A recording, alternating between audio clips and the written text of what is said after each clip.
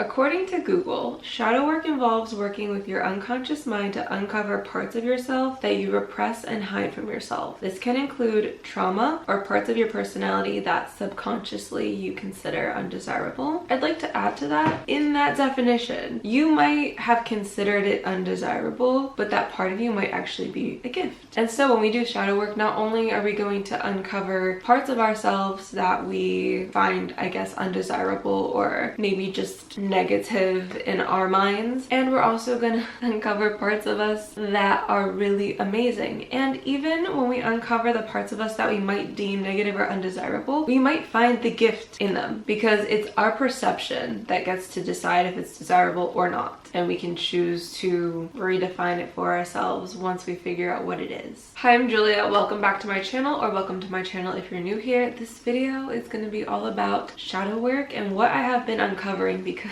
I feel like for the past, I want to say 2 weeks, I've been doing shadow work on and off this past year, but for the past 2 weeks I've been doing a lot of shadow work right before I go to bed when I'm in that like foggy, drowsy state. So some of it I remember and some of it I don't, which I think it might be more helpful for me to figure out another technique where I can actually remember it. But this has just been when I've been doing it and how I've been experimenting with it, because I'm actually very new to this, very new to shadow work, and it's something that I decided I really needed to start doing to understand myself better, because I feel like part of why we are here as humans is to know ourselves and understand ourselves, and in the doing of that, it helps source to understand itself. It seems like the theme of the universe right now, at least on Earth, is to understand and grow through knowing itself, through all of us and every other animate and inanimate object on this planet. So with that being said, I find shadow work to be super helpful, at least for me, when I pick up on an unconscious pattern that now is conscious because I'm aware of the pattern, but I'm still not really sure where it came from or why I'm doing it. That happens to me all the time. I will notice myself doing things and I'm like, why am I doing that? Do I need to do that? Is that helpful? Or like, can I change it? And I think you can change a pattern without understanding the root. And at the same time, I think it also can help to understand the root, because sometimes there will be some information in there that we can gather that will help us to make the changes more swiftly and with ease and grace. In fact, I feel like doing ancestral healing is actually like a deeper form of shadow work, because if you think about it, our bodies, our DNA is made up of every other person in our lineage that came before us. So we are physically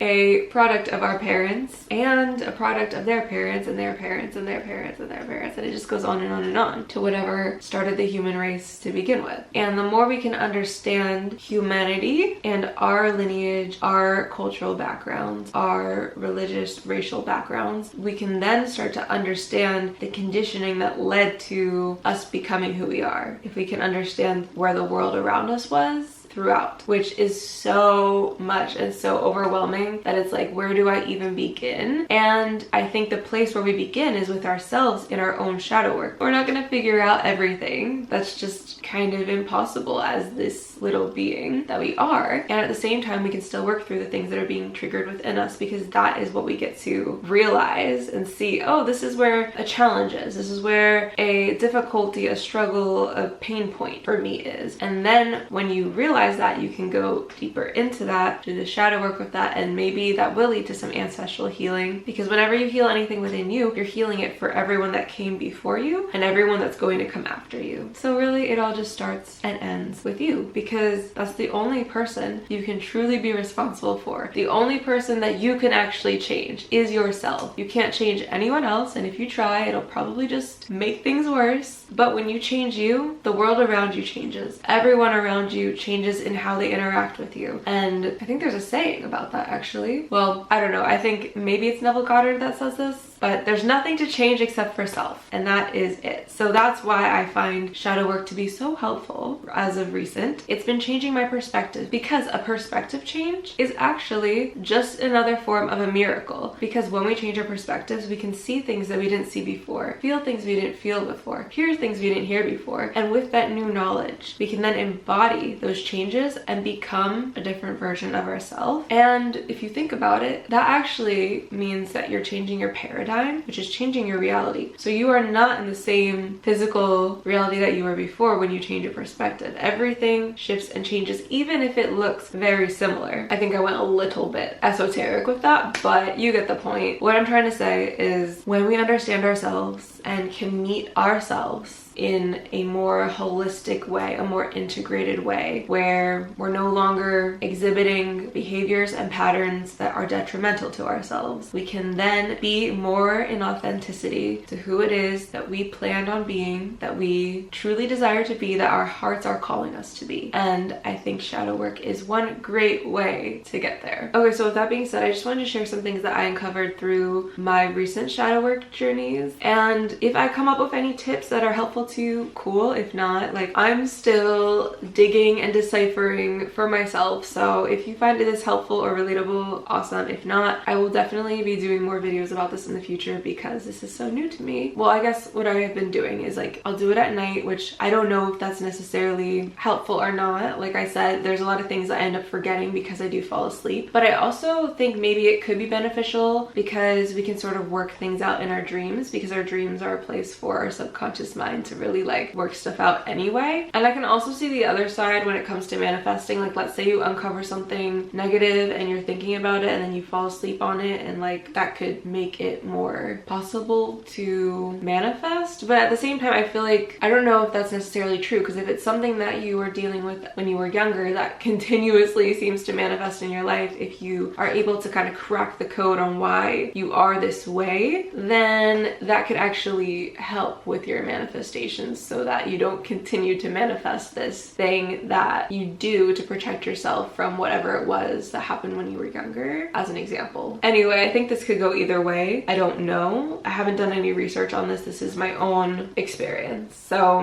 whether you decide you want to do it at night or not, that's just the time I've been doing it at, because that has been the time that I've found most comfortable and relaxed and able to go internal. So something I discovered was my friend asked me this question a while ago about why I prefer to date like a certain type of person, like why I have this kind of type, which I am aware of, but I also don't mind it. It's not like a negative thing for me where I'm like, oh, I don't want to like this type of person that I like. It's more just like, oh, I have a preference for this type of person, and I don't mind that I do. And at the same time, it did make me curious, because there are certain things that I go for when it comes to dating and relationships that I do want to change. And it's not necessarily like the specific type of person, but it's more just the specific dynamic. So that is something I want to understand more about, and I definitely need to do more shadow work on. I actually did do a little bit of shadow work on that recently, so we can touch on that, but I wanted to stick with the reasoning why I go for this specific type of person over a different type of person. And when I asked myself that in that relaxed meditative state, what came up for me was so interesting. And I remember the whole experience. I have the memories, I'm conscious of the memories, and at the same time it didn't click to me that that's why it is what it is for me, and that's why I go for that type of person. And so I was definitely surprised, because it was something I knew and just forgot about. So I'll tell you the story. Basically, when I was in middle school, when I was in 6th grade, I was publicly humiliated and rejected by this guy who I had a crush on. That has shaped a lot of things for me, and I actually need to do a bit more digging on that, because I know that has been haunting me in a way for the past however many years, since I was 11 years old. But the experience that I had when I was 12 years old that caused me to go for this certain type of person, I was always open to whoever I thought was cute, whoever I had a crush on, and I'm still kind of like that in a way, but it's obviously changed over time for many reasons, positive and negative. But I remember when I was 12 years old, I was at a party. It was girls and guys, and all the popular kids were there, and I really didn't have any friends that were invited to this party, so I was basically alone. And so the people who humiliated me the year before were at this party, and I was just, you know, trying to fit in, trying to be cool, but I felt like a complete outcast. And there was this one boy at the party who I didn't recognize. He was definitely a grade below me. I'm not sure if he went to my middle school or if he went to the sister middle school, but either way, this is my first time ever seeing him. He was very bold, very like, didn't care what other people thought. Like, the popular kids weren't judging him. They were like, oh, like, he's so cool, this and that, whatever. And so no one paid any mind to me. But right at the end of the party, this guy came up to me. We had like a quick little conversation. He was so nice to me, and he gave me like a genuine hug, and that was the first time any boys had ever like expressed interest or affection towards me, and that stuck with me forever. But I didn't realize it because I kind of forgot about the whole experience since it was so small when I was 12.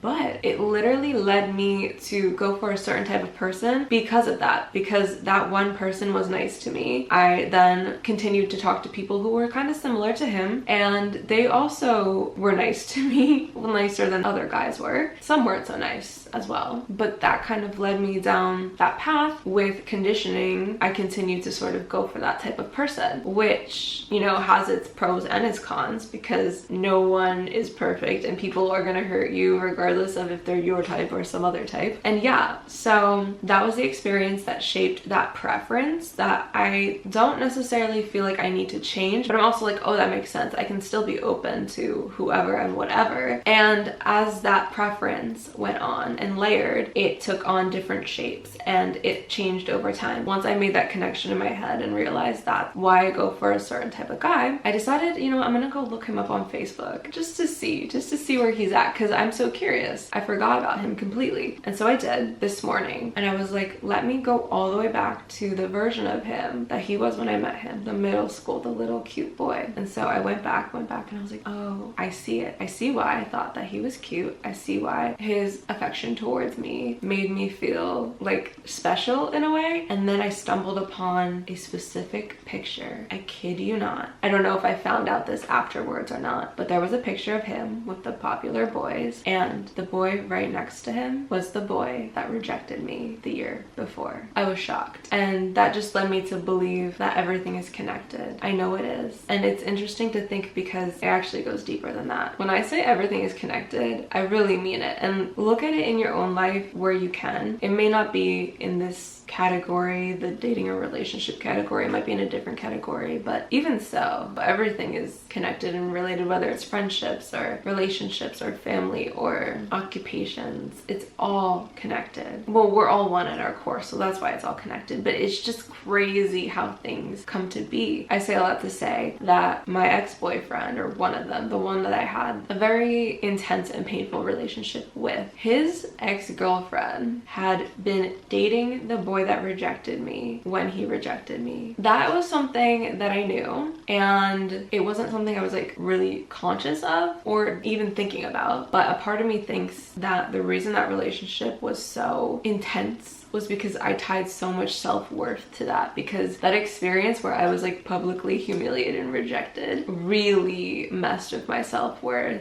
on a deep level. I think I had pretty low self-worth even before that, but I think that was like a big traumatic event for me that I didn't even realize the implications of. And I still think I need to do more shadow work on that specifically, because even now I am over and worked through a lot of things around that painful relationship that I had, and I still find those things haunting me, even in a different connection that I had right after that relationship that has kind of been on and off for the past 2 years-ish for me. I did some digging on that guy who I have a connection with because he also went to my high school, and he's my neighbor, my down the street neighbor. And what I found when I was doing some digging on Facebook was that he had photos with the same girl who dated my ex, who dated the guy that rejected me. And I was like, are you kidding me? What is it that I have going on where this like connection keeps crossing and crossing over? Because I don't understand it, but I know there's something there to it. And who knows, maybe they were just friends or at the same party. The pictures that I saw were like from a college party when they were maybe like 18. It was at least 10 years ago at this point. So who really knows? But the connections kept connecting, and I just was like, what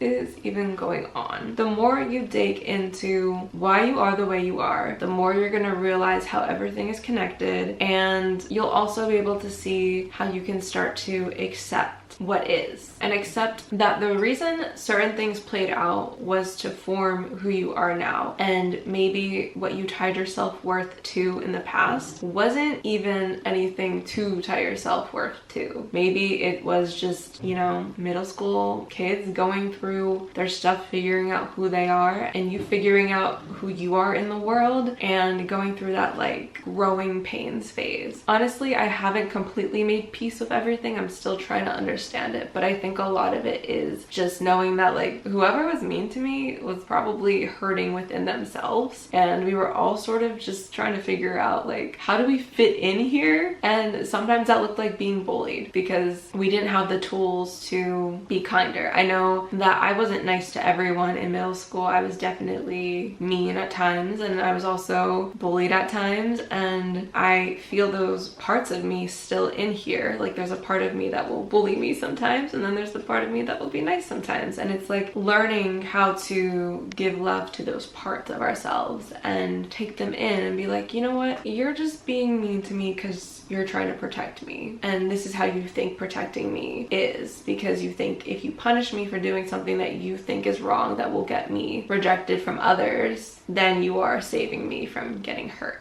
But actually, you don't need to do that anymore. We can talk to the parts within ourselves like that and ease their malintent, which is really just them trying to help us in the only way they know how, which isn't an excuse for us being unkind to ourselves or anyone else being unkind to us. And at the same time, it does help to understand why things are the way they are. And that's why we do our shadow work. There's a lot of things that I have noticed through doing shadow work, and a lot of parts of myself that I have seemed to kind of repress. Like when I was a little kid, I was very sweet and affectionate, especially with my friends, and I loved to like be close, and I loved to act out stories and play different roles and have them play different roles, and we would have these stories that we'd act out. And I realized that as I got older, as I got to that middle school age, that completely stopped. Even with myself, I stopped playing out stories anymore. And then I recognized how I literally brought that back into my life through my YouTube career. When I was doing the skits and stuff, I loved writing stories and having people act things out. And I think maybe I do need to bring that back into my life because I have been missing it a lot recently. And there's so many parts that I've noticed that like when we are children, there is conditioning that we come in with for sure, but we are still at our most pure versions of ourselves, our most authentic versions of ourselves before all of the really heavy conditioning kind of sets in. And so whoever you were as a child, your greatest hopes and desires, the things that you love, the things that brought you joy, is usually still the thing that's going to bring you the most joy. It's still within you. And so by doing our shadow work and getting in touch with our inner child, we can become more authentic to who we really are and live in our truth to the best of our ability. So I hope I sold you on doing some shadow work, and I'm going to continue to do mine, and I will see you in my next video next week. I love you guys so much.